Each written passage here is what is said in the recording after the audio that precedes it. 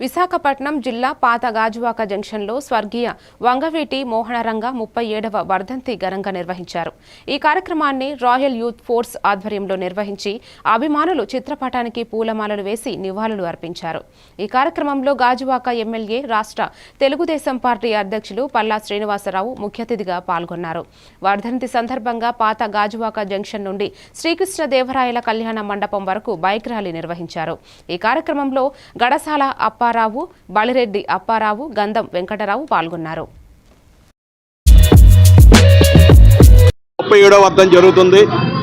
దాని ఇవాళ గాజువాక కూడల్లో జనసేన నాయకులు రాయల్ యూత్ తరపున శ్రీ ఆర్మీ గోవింద్ గారు నాయకత్వం వహిస్తూ అలాగే పెద్దల శ్రీనివాసరావు గారికి రాయల్ యూత్ తరపున ప్రత్యేకమైనటువంటి ధన్యవాదాలు తెలియజేస్తున్నాం.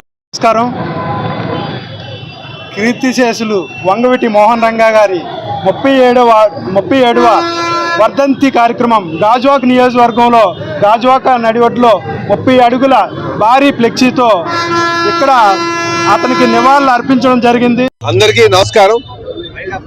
మరి ఈరోజు రంగా గారు వర్ధంతి సందర్భంగా గాజువాకలో రాయల్ యూత్ వారు, మా జనసేన నాయకులు, మా కాపు సంఘ పెద్దలందరూ కూడా ఇక్కడ ఆయనకు వర్ధంతి సభ పెట్టడం జరిగింది.